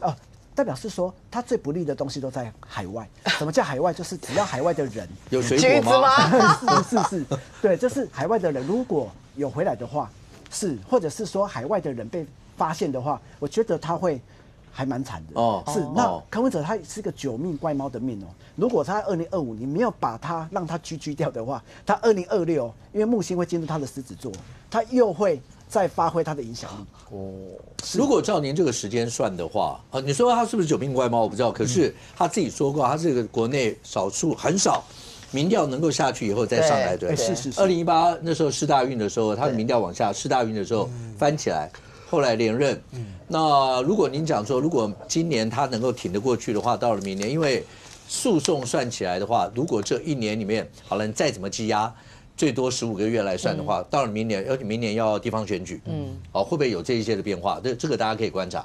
那除了您刚刚讲国内几位主要政治人物，因为关你是2026要选连任，对，然后元之自己讲他今年是不是有一个投票？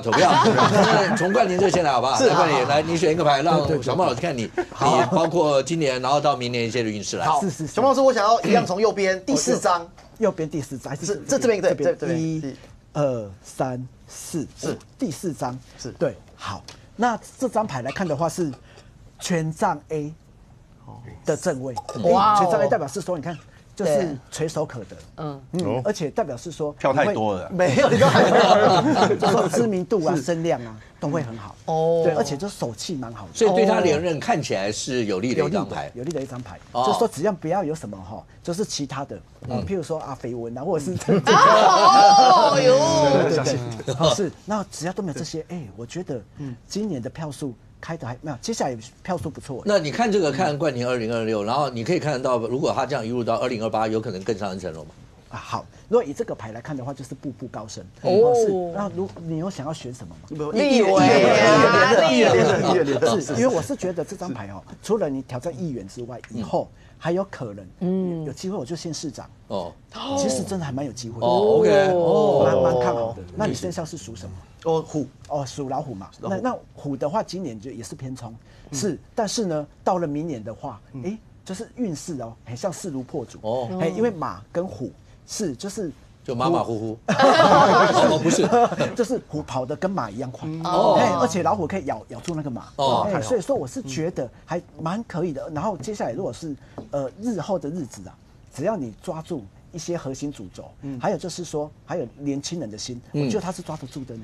还有一些婆妈牌。OK， 好，那你冠廷这边讲的听起来都 OK 吗？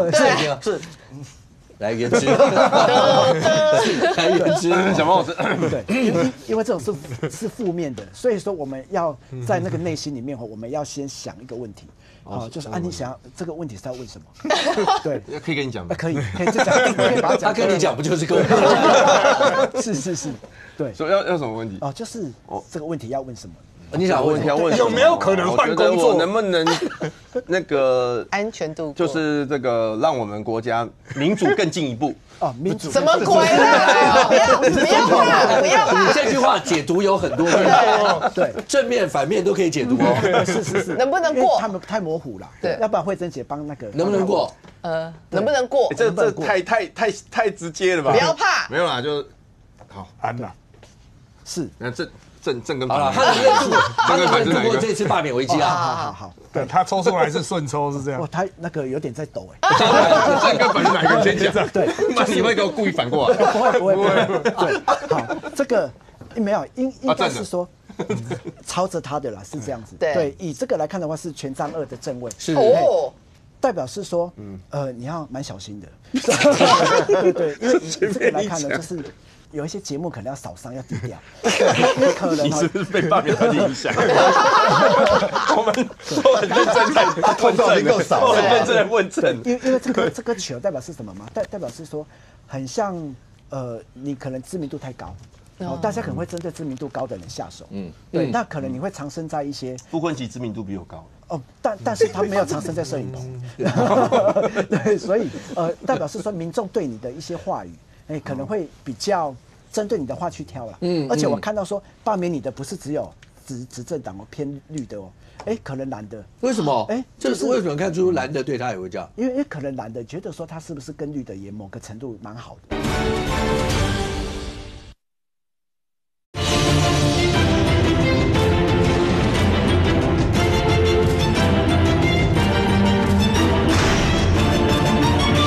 以这个牌来看的话，是说有一些节目可能要扫伤，要低调，因为可能你是不是被罢免的影响？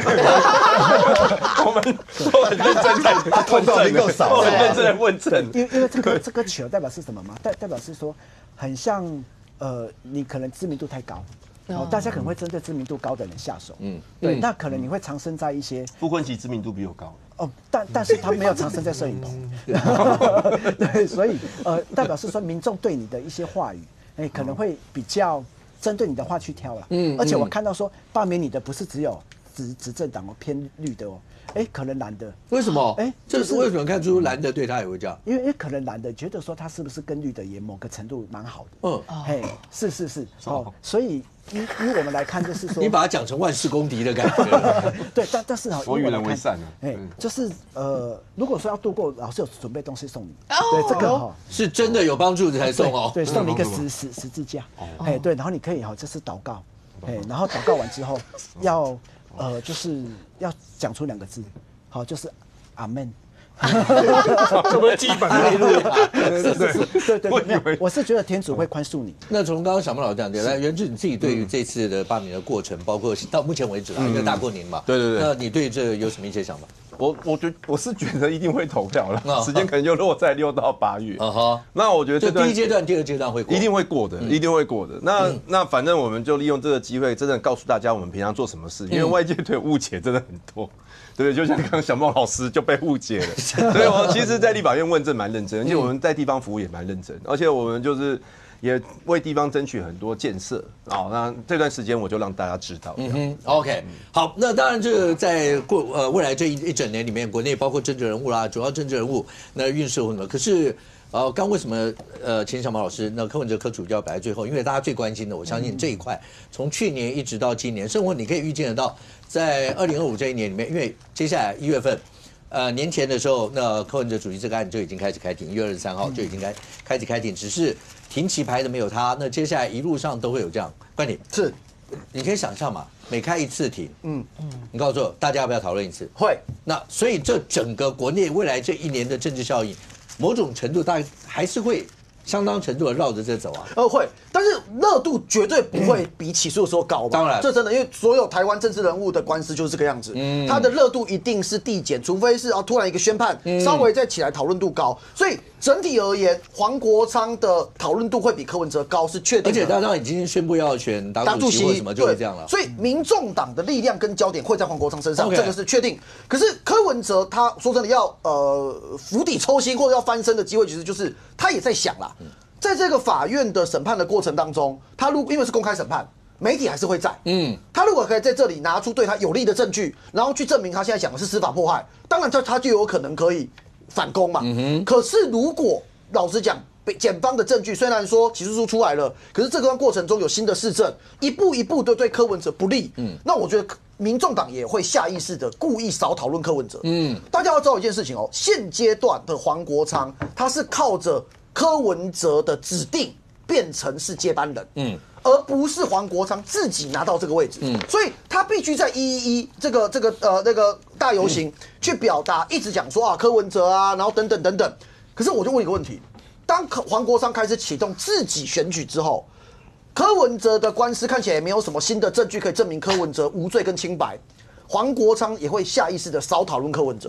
所以柯文哲，我认为在政坛整体而言，除非到了宣判之后证明说他无罪，重新满血复活，不然他一定是越来越往下走。那黄国昌越往上，一定会黄金交叉。OK， 不要。黄昌本来以前是时代力量，包括当过主席啊，现在你看他参选民众党主席，未来大家一般会觉得黄昌当然机会非常大。对，你会怎么样看你以前的战友，现在是可能未来是民众党主席，未来带民众党，包括他跟柯文哲之间的关系？好的，黄国昌，我个人认为他的包括意识形态啦、主轴政见啦，基本上可以说是完全砍掉重练了。所以在这样子的状况下，他接下来会走什么样类型的这种政治方向？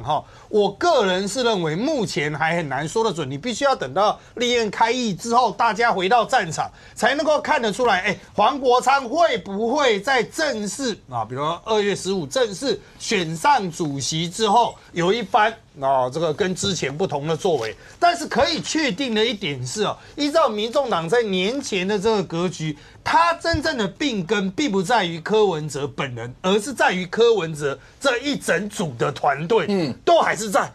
就是我们讲白了，我们在起诉书也看到蔡壁如在指责那些人是劣币劣币都还在那黄国昌在自己没有人的状况下，他因为他完全换了一个招牌嘛，他就必须要去承继柯文哲的政治遗产，他就必须继续用这些人。你在用这些人的同时，你必须承担这些人的相对业力，比如他们之前做过的事、说过的话，以及柯文哲时代所留下来的烂账。去年最早是烂账案，后来变成政治现金案。可是他那个烂账现在清理了吗？没有。经过整整半年的时间，大家给他去清，完全没有任何动作。黄国昌一开始可以说我代理主席啦，我只是办一个选举。那你选举办完，你选上之后呢？你一方面要立法院问政，另一方面也诚如他这个参选宣言说，我要准备2026大选，我要找地方上人。还有一个就是你要处理民众党党务这一块啊，柯文哲的党务这一块，他如果依法去处理的话，会不会捅出一些我们目前都还不知道的马蜂窝？如果真的抓出，这个其实还有问题，这个真的有流到不明的地方，或是有一些莫名其妙的款项流进来，黄国昌会像时代力量所采取的高标准，就是有时候任何一分一毫不合理的钱，我们都退回去吗？像时代力量在去年年底结账的时候，赫然发现有5笔，总共17000块的钱，因为进来超过15天。违法了，必须退回。15000块，我们还一个一个退，一个一个打电话，还被当诈骗集团。就是你要退钱，人家说这个应该是诈骗嘛。所以像我知道你接下来要叫我到那个，人家到我需要你的钱，我们要把钱退给你这样。这个非常忙，我们还特别发新闻稿，确定是我们这边打过去的。好像这类型的状况，就是过去时代力量有一个很高的道德标准，但黄国昌正是因为他主张这个道德标准，所以他才会有现在的这种所谓作为自诩清廉道德高地。但是如果他真的去承接柯文哲的这些盘，他有没有办法处理这一块问题？这是第一个问题。第二个问题就是中国议题。过去在这个民众党时代，民众党柯文哲以及蔡壁如都有跟中国建立一条线，这条线。这个背后当然有很多故事啦，那些故事也陆陆续续爆出来嘛。但重点在于说，黄国昌上台以后，民众党的这条线要谁去经营？中国会信任他吗？毕竟他也是台独扑克牌里面其中的一张啊。好，那这样子的背景条件之下，我认为他势必会面临就是有些民众党人他们还是需要中国关系，但黄国昌没办法提供他们这个关系，他党主席的蜜月期就会到此为止。接下来民众党可能又会重新陷入，可能又有人要找蔡壁如回来，又有人要去发动一些党内的小动作，意图去逼黄国昌妥协。所以我认为黄国昌表面上看起来柯文哲之后他是唯一人选，可以一统江湖，但江湖风险之高，可能是他现在也很难预料的。袁之，请问一下，定狗鸡那一次，有人解读说那一次，因为在活动以前，像那个陈志兰他们上节目的时候就讲对蓝营那时候蓝白合真的拍谁，因为可能经验不足，搞成是那个样。那个场子你有上去跟那个张立善他们在一起嘛？所以有人解读说，从那时候开始，从他们已经讲了那段话以后，蓝白之间以前尽释前嫌，所以今年一整年，不管在立法院的合作，甚或好，你自己说你可能面临到投票这些，最起码白银的澳元对蓝营来讲的话，在未来这一点是非常重要一环。对我是觉得那个定狗鸡活动真的是蓝白合另外一个里程碑因为以前蓝白大部分我们都是在立法院议题的合作嘛，比如说我们一起投票支持某一个法案，或者是我们一起合作成立一个比如国发基金调查委员会，或者是一起监督政府，那个都是在立法院议事攻防的结合。但是那个定狗鸡活动是我们第一次到了民众党的场合，以前真的没有过，那当然一开始我有感觉到，当然是还是有点生疏了。譬如说，那我们第一批立委上台的时候，那时候主持人嘛，主持人就杨文佳嘛，好，他在介绍人，比如说，哎呀，很令我敬畏的徐小新，或者是明日之星刘许婷，然后接下来就讲说帅气逼人的，我们都以为他要讲谁，就廖先祥。是啊，对，因为是你嘛，我们都以为是讲廖伟翔。那你呢？你怎么介绍？他没有介绍我，因为我是第二批，那时候主持人已经不是他。没有，我觉得就是说，我是觉得，还是大家还是觉得说，第一次接触啦，可是你看，当我们到他们的那个场合去，然后也感觉到他们也是欢迎我们的，那当然未来在群众运动上，我觉得可能就可以再结合了。那黄国昌当党主席，我觉得这段时间民众党的氛围确实对我们国民党也是比较友善。就好比说陈志涵好了啦，大家都觉得陈志涵是让蓝白合破局的关键人物之一嘛，因为那个时候他是以辞职。在希望说柯文哲可以去不要跟国民党合，但他现在也讲了嘛，他就说那时候他确实经验不足，他愿意这样讲，我觉得已经很不得了了，就是说连在良小姐姐愿意这样子讲，这个就是一个很大的善意，表示说确实那个时候白可能有一点点误判，如果那个时候蓝白有合的话，就不会养成现在民进党的这么的威权嘛。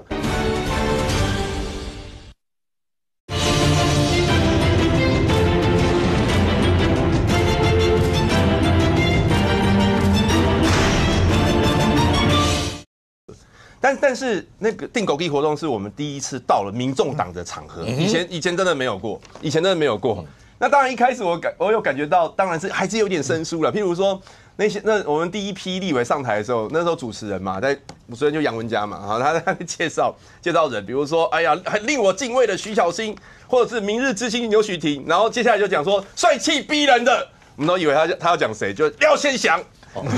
是啊，因为是你嘛，我们都以为是讲廖伟翔。那你呢？你怎么介绍？他没有介绍我，因为我是第二批，那时候主持人已经不是他。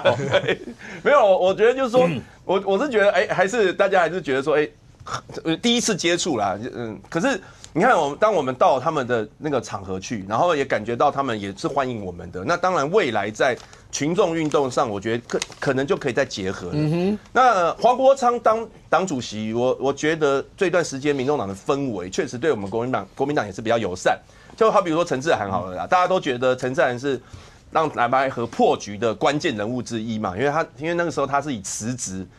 在希望说柯文哲可以去不要跟国民党合，但他现在也讲了嘛，他就说那时候他确实经验不足，他愿意这样讲，我觉得已经很不得了了，就是说连在良小姐姐愿意这样子讲，这个就是一个很大的善意，表示说确实那个时候白可能有一点点误判，如果那个时候蓝白有合的话，就不会养成现在民进党的这么的威权嘛。那再加上我认为蓝白，因为我们是在野党其实注定就是要走在一起嘛，因为在野党就是要一起对抗执政党啊。那所以你旁边也是一个在野党，但是因为他现在那个外务太多了，他现在又弄网拍，又带货，然后又干嘛，又议员是不是？不是，要不要我们也参加你？我是说你啊，我说钟伟航本人啊，对，所以当然我们欢迎你加入我们在野的行业，因为执政党本来就是在野，不用加入，有权利就容易滥权，需要监督。所以在也要结合在一起，所以我是觉得今年啦，蓝白不管在立法院，甚至于说未来可能议题，如果大家一起上街头，我觉得有了第一次，可能就会有第二次，蓝白一定是越来越合作。所以慧珍听到没有？从中央到地方，从立法院甚或到未来，不管是群众运动，甚或是罢免的投票之间，蓝白未来就是这么紧密了。里程碑都讲出来了。是我觉得如果是站在一般的小老百姓的话，会对2024年整个立法院，我们先不要讲蓝绿啦，蓝绿白。对于整个立法院的分数是不及格的，你在立法部下面，然后是其实很失望的，就是说你们所谓的福国利民法案其实是没有任何的贡献度的，然后你们没有人去反对说你们要去财划法，我跑财经那么多年，我也认为财划法要修，可是你总要告诉我们拿了3000多亿之后你们要怎么做，哪一些东西是要可以变成是哪边，可是对人民来讲。然后你说会不会大罢免这件事情？其实你知道吗？很多人会觉得说啊，然后嘞，罢完然后呢？比如说，不可能罢完之后，蓝加白看起来应该还是会还是多。那你除非你把所有的把那个8席的全部都吃掉，就是说你可能民进党要超过57，对，有可能吗？我觉得可能性可能不是那么高。那因为他们也会罢你们，也会罢他，所以我觉得人民，我自己看是觉得，不管蓝绿白，就所有的政治人物，其实在2024年都没有符合人民的要求。比如说，去2024年最痛苦是什么？其实是诈骗案，诈骗案的一个金额跟数字，其实非常非常的。我们台湾人一天平均被骗3到4亿一天。所以你想想看，那个数字有多可怕？现在最可怕一件事情是，那个好像会快递送到你家，你只要1000，然后对，然后什么诈骗，然后你不弄的话，连黑道都会找上门。就是说，我不知道这些政治人物，你们除了眼睛里面只有利益之外，只有政治跟权力之外，你有没有看到人民？如果都没有看到人民的话，到最后不管是哪一党，还是最终会被人民给淘汰。OK。冠霖是，接下来你们要面临到不只是刚才讲到那个在立法院里面蓝白之间，刚才袁姐也讲了，包括未来更紧密的一些的结合。对，那你们怎么办？我觉得关键就是在立法院蓝加白远远大于绿的状况底下，我们要怎么能够真正的把国政做好？其实我们认真回想，2024年以亚洲各国来讲，台湾的经济成长率4.多%，算是非常好的。老实讲，朝小也大，可是怎么样做得更好？我举例哦，贫富差距确实在增大嘛。所以，像我们最近在府院党就一直在讨论说，我们很多中小企业怎么样真的能够帮忙他们转型。可这种事情是不会被讨论的，不会有就是什么大张旗鼓宣传的。可是真的做下去，台湾可能就会有第2次产业的转型嘛。我们中小微型企业占台湾的9成的企业数，8成的人口，快5成的营业总额。可这个东西怎么样做？像最近我们知道的府院党就很多在讨论这个事情。那怎么样在我们如果真的推一些法案或推一些预算，面对蓝白，老实讲，蛮多是不理性的杯葛。那这个就必须要靠民意啦。我举例，像在过年前，朱立伦主席，我们看到一个新闻嘛，当时面对马文君跟很多立委说浅见的预算要砍，朱主席就跳出来讲说不要再闹了，这个东西不要这样做。所以我觉得民意适度上有反应，给他们压力，我觉得会比较往中庸的部分走，那国政才可以做。所以我觉得最大的困境跟难处还是在于这里。我想罢免是一件事啦。什么法案过不过是一件事啊，就是怎么在朝小野大当中把它执政好，这是我们的挑战，我们还是会努力做了。范老师来最后1分钟。我觉得蓝白合我是蛮悲观的啦，因为我觉得任何的结合一定要有理念，而不是1+1大等于2，不是算法。我们看2000年的时候，阿扁拿到39%的选票，宋楚瑜拿到36%，连战23%，连加宋将近是60%。当初他觉得2004年一定赢嘛，躺着选都赢啊，对不对？加起来60%，碾压阿扁啊，没有嘛。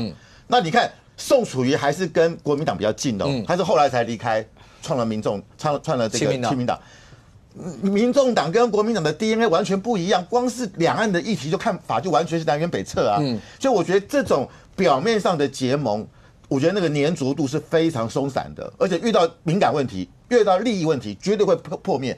所以我觉得不要以为那个定国跟那个场面好像和了，那只是貌合，但是神离。OK， 小马老师是1分钟告诉我，2025年有3次水逆，对，那个水逆会有什么影响？好，就是第一次的话，3月15号到4月7号要注意哦，就是有在做投资的人要小心谨慎 ，OK， 比较容易变化。第2次水逆呢，就是7月18号到8月11号，对，就是注意就是交通事故，好，或者是说，台湾也要特别注意跟火有关的灾难，好。那第3次呢，就是11月10号到2025年的11月30号，对，就是比较多的航空船，好，还有法律诉讼，政党之间的误解会加大。好，所以这3次，好，大家要小心谨慎。OK， 当然整体来看的话，包括从一开始的国运签到小孟老师刚刚讲整体的国家运势各方面来看的话，当然，诚如大家所知道，今年一整年希望是风调雨顺的一年，但是在政治上面，看起来还是有非常多的一些坎要过，不只是我们国内，包括跟国际之间，川普上台以后，未来到底会怎么样？但不管怎么说，希望大家都能够一路平平安安、顺顺利利。那今天非常谢谢所有来宾，也非常谢谢观众你的收看，谢谢我们这边。我们明天见，拜拜。